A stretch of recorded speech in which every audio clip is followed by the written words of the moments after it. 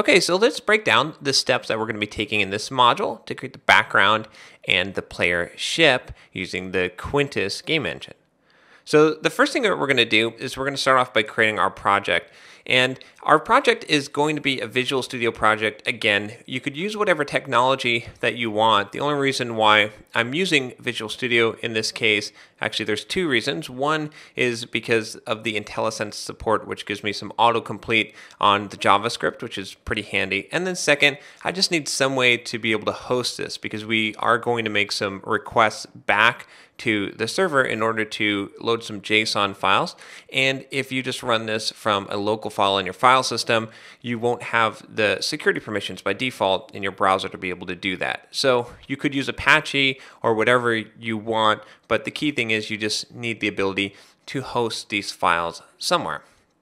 Then, after we've created our project and added Quintus to it and have everything set up, we're going to start off by just creating a background. We just have a background image and we're just going to draw that on the screen.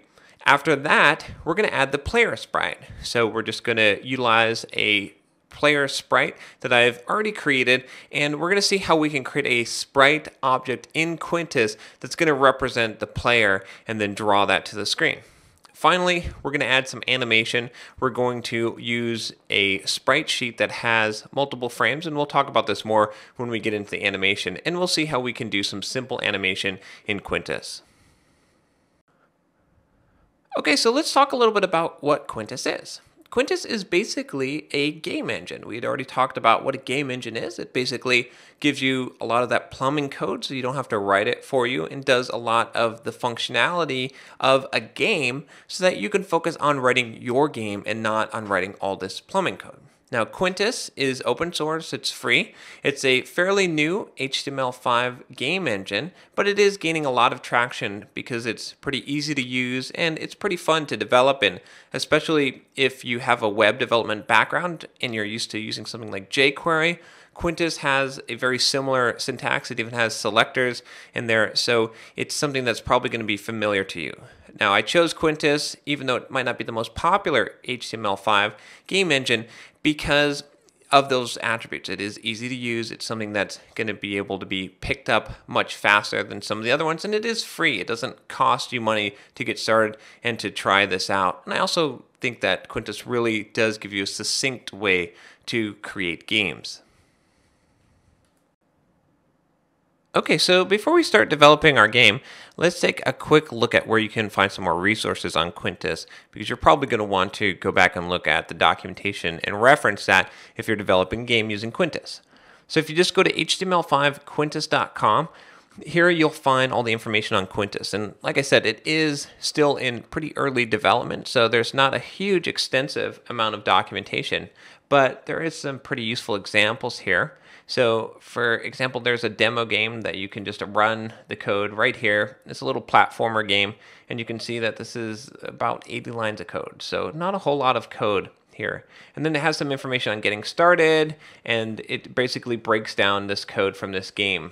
There's a doc section that has a few steps in here where you can find out a little bit more about Quintus. And then a good resource really is to go to the GitHub page, and then to just look in here in this lib folder, you'll find all the files that make up Quintus. And inside here, you can find that these are actually broken up into modules. That's sort of the design with Quintus, is you can actually even create your own modules.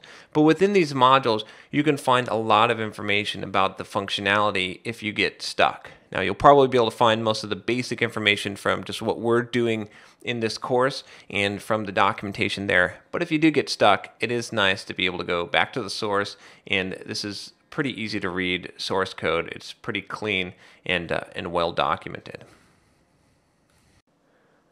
Okay, so now let's go ahead and create our project. And like I said before, you don't have to use Visual Studio. I'm using Visual Studio here just to make things a little bit easier, and because we do need some way to be able to host static HTML and JavaScript, and it's real easy to do with Visual Studio and IIS Express. But you could use whatever web server you want. The only reason why we need a web server is because we do have some JSON files that we're going to be fetching that your browser security would prevent you from doing if you just ran it from a browser without a web server. So what we're going to do here is we're just going to go in and create a new project. We're going to do the same type of thing we did last time. We're just going to create a new ASP.NET empty web application. I'm just going to call this Quintus Shooter. And then what we're going to do is we're going to start off by creating a new HTML page. We need to have an HTML page to host our game inside of. So we're just going to call this game. I'm going to go ahead and set this as our startup page. And then we don't actually need to add a canvas or anything like that. Quintus will handle that for us. We could use one if we wanted to and tell Quintus about it, but it's easier to just have Quintus create this for us. And then what we're going to need is our actual Quintus game engine. So there's a couple of ways we can go about getting this. I'm going to show you a good way to do this that'll give you IntelliSense, which is to download the file. So I'm going to go to Quintus, and then on the Quintus page, what you'll notice is there's this reference to the CDN where you can find Quintus. So you can make your source like this if you want to, but what will happen if you do that is that you might not get the IntelliSense and you're going to be downloading this from the internet. I find it's a little bit better to go ahead and just go here and grab this file and just save it, and just save this as Quintus all. Now, this is not a minimized version. It does have everything all in one file though, but you can read this. So this is good for debugging and developing. And then when you actually are ready to deploy to production, there's a Quintus all min.js that you can use for production. So now that we have that, let's go ahead and copy this file in. So I'm just going to grab this from my downloads, and I'm just going to copy this right over here. So now we have our Quintus all.js, and then what we're going to do here is we're just going to add a script tag. So we're just going to do a script, and we're going to make the source be this Quintus all.js, and we'll just do our type equals text JavaScript. And then we are going to want our own JavaScript file for our game. So let's just add a JavaScript file. We'll just call this game. It'll be game.js. And we'll add a script tag for that as well. So we'll do script source, and we'll put game.js and put in our type text JavaScript. Okay, so now we're good. We have our basic setup here. If we just run this, we're not going to see much. We'll just get a blank page, which is okay because we don't have a canvas or anything. And now we're ready to go ahead and start creating our game, starting with creating a background. Okay, so let's go ahead and try and draw a background here. So what we're going to do is inside our game.js file, the first thing we need to do is create an instance of Quintus. This is what we need to use the Quintus engine. So we're just going to do a var q equals Quintus, and then we can chain calls with this. So we're going to do an include, and we're just going to include sprites for now. With Quintus, we can include different modules. You can even create your own modules, and these modules will add different functionality and features. Then we need to call setup, and this is going to basically create the canvas and set the size of the screen. So we're going to create a canvas that'll be width 800 and a height of 480. You can also use maximize true here to have it take up the full screen, but we're going to just stick with this 800 by 480 for now. And then once we have our Quintus, what we're going to want to be able to do is to load up our assets and then run our game. So the way that we do this is we basically do this q.load, and then here we'll pass in an array of our assets, and then a callback, and then the option. So for our callback, we'll just put our function. And then what will happen is whatever assets we want to load in here, when they're done being loaded, we'll actually execute what's in this function, which will be our main game. And for now, we're going to be manually utilizing the game loop. Later on, I'll show you how to use stages where you won't actually be utilizing or seeing the game loop yourself. So we're going to do q.game loop, and then we're going to do function dt, and then inside here, we're going to have our main game loop. So that's our basic skeleton for our Quintus application. Okay, so now we want to draw our background. So I've already created our image assets. Now, you can create images however you want to. You just need to make sure that they are preferably PNG files and that use some transparency for things like your player ship or enemy ship. I have often in the past used just something like Microsoft Paint and just crudely drawn an image. That's a good way to start out so that you don't waste a lot of time creating images and not creating your game. You can always replace the game assets later. But let's go ahead and use the one that I've created so far. Now what I'm going to do is I'm going to create a folder called images. And by default, Quintus is going to look in this images folder for any images that you reference. So I'm going to go ahead and copy one in. Let's go and find this image that we have. So I've got a background here that we're called space background.png. I'm just going to go ahead and copy this over here. And so now that's in the images folder. And then I'm going to tell it to load up space background.png. So that's the only thing that we're going to be loading up. When it's done loading this up, then we're going to get into the actual game loop. Now that doesn't mean that it's going to draw this. It just means that asset is loaded so that it's ready to be drawn. Now the easiest way to draw something is to use the generic sprite. We'll talk about sprites a little bit more, but we're not going to be creating our own sprite at this point. So what I'm going to do is I'm just going to say var background, and I'm going to set this equal to new q.sprite, and then I'm going to pass in here an object to construct this with. So we're going to say what the asset is, which is space background.png. This has to be something that you've already loaded up. And then we're going to say where this should go. So we're going to say the X location is going to be Q, that's our Quintus object, .el dot width. And that's just going to give you the width of the screen. And then we're going to say divided by 2.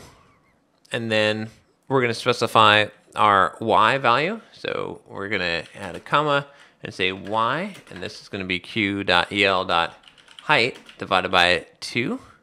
And then for the type, we're actually going to use this q.sprite none. And this is just to make sure that it doesn't collide with anything. It's basically going to make this like an invisible sprite that doesn't actually interact with anything else, because this is just a background. We don't want it to cause any problems for something running into it or causing a collision when we get to that later. Now you might be wondering why we have this width divided by 2 and height divided by 2. And that's because these X and Y values are going to be the center of our sprite. Remember before when we were drawing things manually, it was the upper left-hand corner. But in Quintus, by default, it's the center. So we're basically figuring out where to position this based on the X and Y being at the center. And that's going to be half of the width and half of the height should be the center. So that doesn't actually draw it yet. That just creates our sprite here.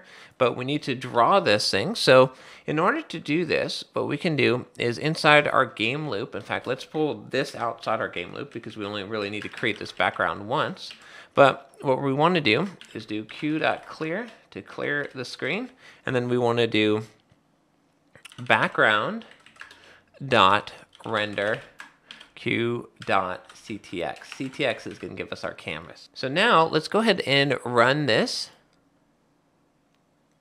And what you should see, if you have everything typed correctly, is this background here.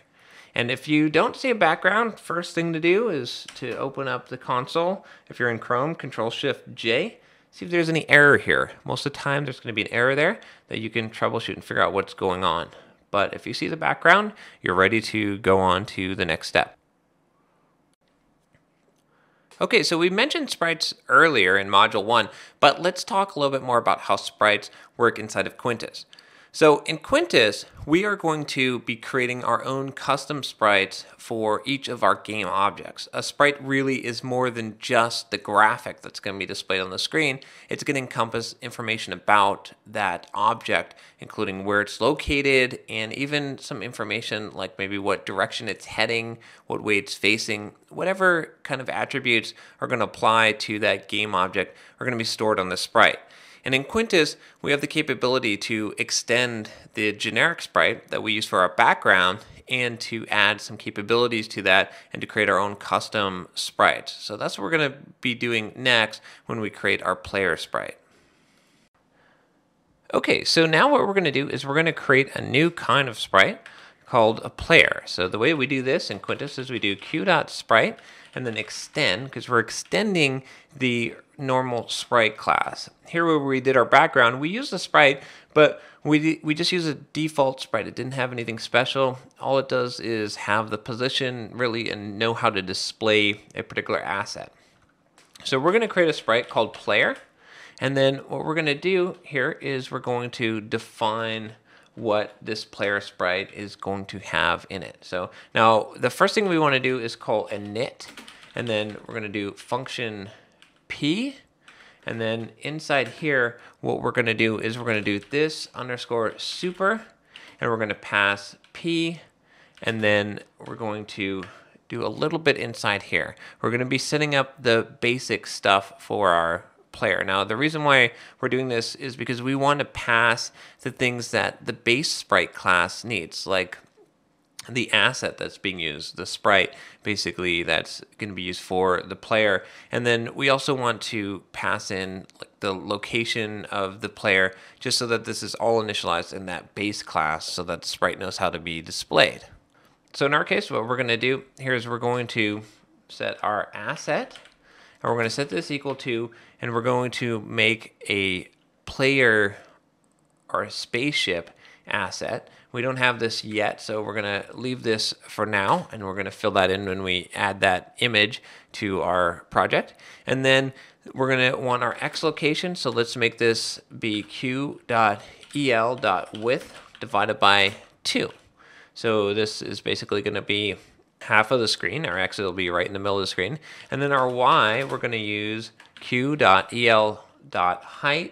And then we're going to do a subtract 60 on this. This will just put us a little bit above the bottom of the screen, enough so that we're not right up against the bottom of the screen. Then I'm going to add a type, and we're going to say q.sprite friendly. And we're not going to be utilizing this type yet, but this is handy for differentiating between friends and enemies, and you can utilize these flags on the type in order to determine what kind of sprite you're dealing with, especially when you're dealing with collisions. And then the next thing I'm going to add here is speed, and we're going to set this equal to 10, but we're not going to use this yet. This is just going to be how fast our guy can move around. When we start adding controls, then we'll be utilizing that speed.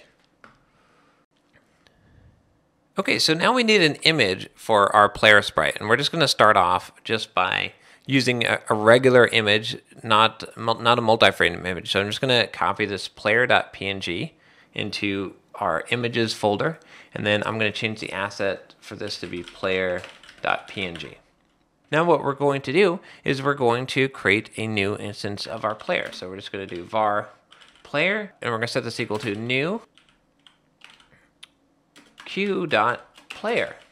Since we created our player sprite, we can utilize it just like this, and we don't need to pass anything into the constructor because we have everything initialized how we want it. So now we're just going to do a player.render q.ctx. So this should draw our background and then draw our player. And before we run this, I do want to fix one thing real quick. We want this to be q.sprite. I left this in here because this bit me more than once when I was using this. It's the IntelliSense. If you look at this, it automatically adds that S on the end, the sprites. I'm not sure why it doesn't pick up the q.sprite as something valid, but for some reason it wants to complete this with the sprites. So if you just try to use IntelliSense, you're likely to run into that problem. I ran into it quite a few times. So remember that. And before we run this, we do need to make sure we have our player.png loaded. So let's load our player.png.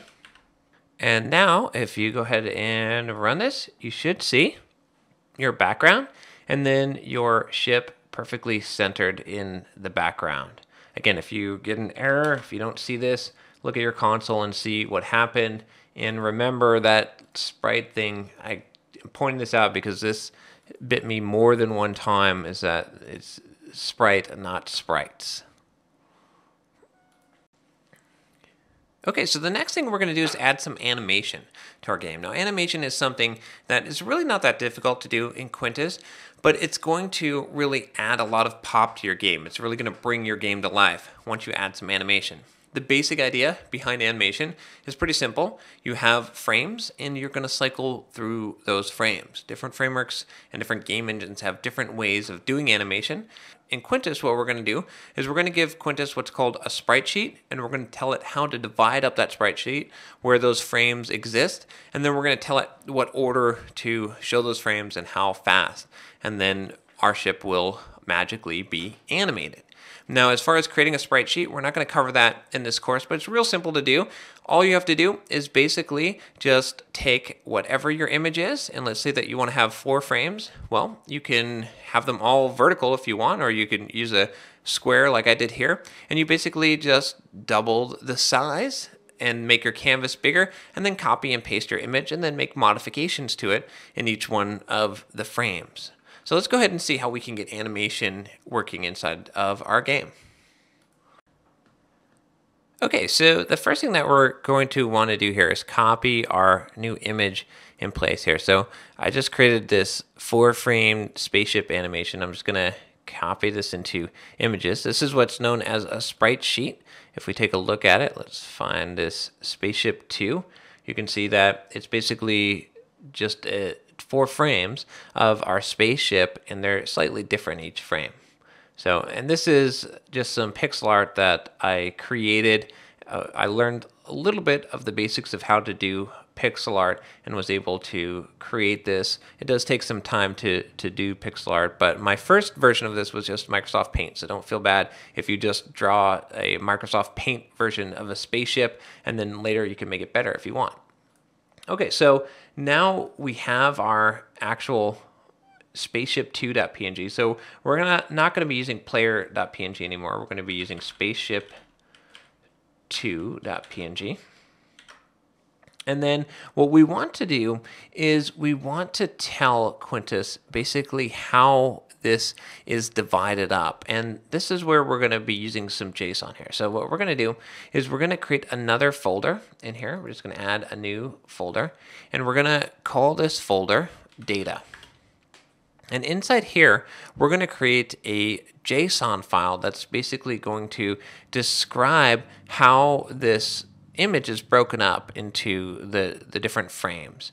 So let's go ahead and do add, and we're just going to do a new item. I'm just going to search for text. We're just going to create a text file, and we're going to call this player.json. Okay, so then inside this player.json, what we're going to do is we're going to add, basically in JSON format, the information about our sprite, and then how it's broken up. So we're going to say player is what we're going to call this thing, and then we're going to add to this, it's going to be tile W, and then we're going to specify what the width is. So the width of one of these spaceships is 106. Right, so when you're creating your sprite sheet, you should be able to figure out how big a single image is, and then however many times you multiply that for the length or the width or the number of columns and rows, that's going to determine what your overall image size is. But we happen to know that this one is 106, and then we want to add the tile height, which is 95. And by the way, it's really important to get these things correct, otherwise it's not going to work out. This has to add up perfectly, and you can use whatever image software you're using to create your images to make sure that the canvas size is the correct size if you want to create these. And there's also some tools out there, of course, that graphic artists use to create animations. So then we're going to do SX, and we're going to set this equal to 0. This is basically where the starting X offset for our particular image in that sprite sheet. Now, you could have a sprite sheet that has multiple images in it for different animations, and this would sort of be a legend for that if you want to. I tend to break things up, so I have a different sprite sheet for each one of the things that I'm animating, but a lot of times you'll see an entire sprite sheet that has everything in there. So then this becomes more important. So we're going to do the same thing with SY is going to be 0. And then the width of our actual sprite sheet itself is 212. which is basically double the width of 1, because remember this is a 4x4. And then the height here is going to be 190. And then again, this is really important that you get this exactly correct. It's real easy to get some of this wrong, and then it's just not going to work. Okay, so let's go back to our file, and now what we're going to do is we're going to load up. We actually have to load up this JSON file. So let's look at this. We're going to load up this here, this player.json. And by default, it's going to look in that data directory for these JSON files. So we can just specify it just like that.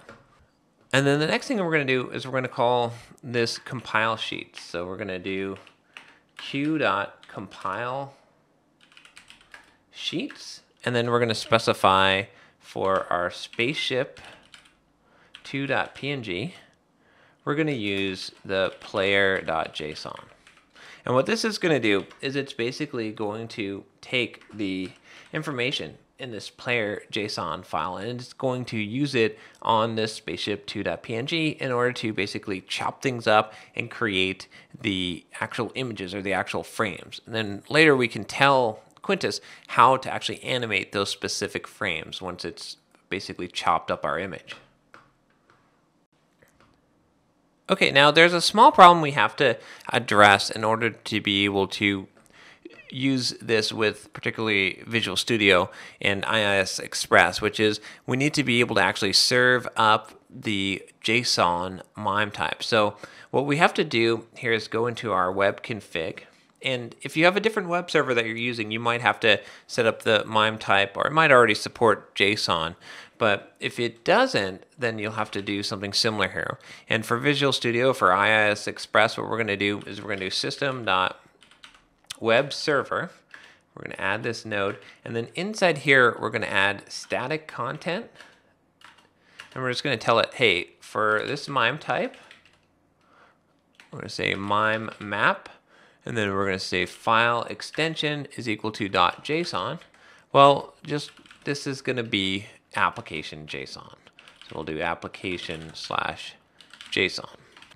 So now if we're actually to run this, we'll get an error because we don't have our ship in place. But let's go ahead and look at, if we go to data and then player.json, we should see this. If you don't see this, you've got a problem. You're not serving this up. If it tells you that you can't access this, then you need to make sure that you have that MIME type set up correctly.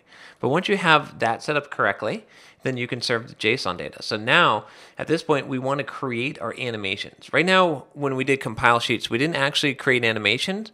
What we did is we basically split up that sprite sheet into different frames for our animation. But now we're going to tell Quintus how to make an animation for us. So we're going to say q.animations. And by the way, to access animations, we're going to need to add and include here. So we're just going to include animations. This is a separate module, and this is called anim. So we're just going to do anim right here.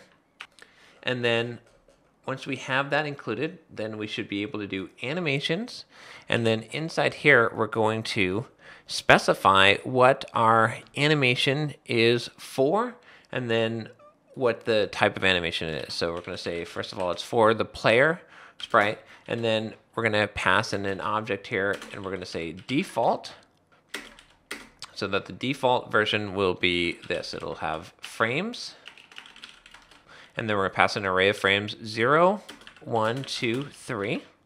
So the first 4 frames starting at 0 index, we're going to use all of those frames. We're going to show them at a rate equal to 1/4. So 1 frame every 1/4 of a second. Okay, so that's going to define what our animation is. Now we can utilize this animation in our actual sprite. So to do this, what we want to do is we want to go back to our player sprite, and then instead of using asset, we're going to use sprite, and we're going to call this player. That's the same one that in our JSON, remember, if you look at this player JSON, we had this player here. That's what that maps to, essentially. And then we're going to say what the sheet is, which is going to be player as well. So there's still one more thing we have to do here. Now that we actually have this set up, we need to tell our sprite what its animation is and to basically run that animation. So what you want to do here is, after we've done this init on our super, inside init still, we want to do this dot add. We want to add animation. So this will give our sprite the animation capability. This is called a component. We'll talk about components a little bit more when we create ours later. And then we want to say this dot play. That'll play the animation, and we're going to say default. That's a default animation that we created. Okay, and one last thing we need to do here, which is we're going to go back to our game loop. And before we were just drawing things, now we need to do player.update, and we need to pass in DT. And what this will do is this will make sure that the player is updating in that update part of our game loop, and it's going to change its animation frames. So Quintus is handling all of that for us, figuring out how to do the animation and what to do on the update, since we're using that sprite class that we extended here for player, and we've added animation to it. So now we'll go ahead and stop this, and we'll run this. And you can see we've got our little animation for our spaceship at the bottom there. All right, so that's the end of this module. We were able to get our basic game created. We have a background, we have our ship, it's animated. Now we're ready to start adding some more actual functionality to the game. We need to be able to move our ship around and to be able to shoot. So coming up next, we're going to make it so that our ship can move around. We're going to be able to control our ship with our keyboard or using touch. And then we're also going to make it so that our ship can fire a shot. Thanks for joining me, and take care.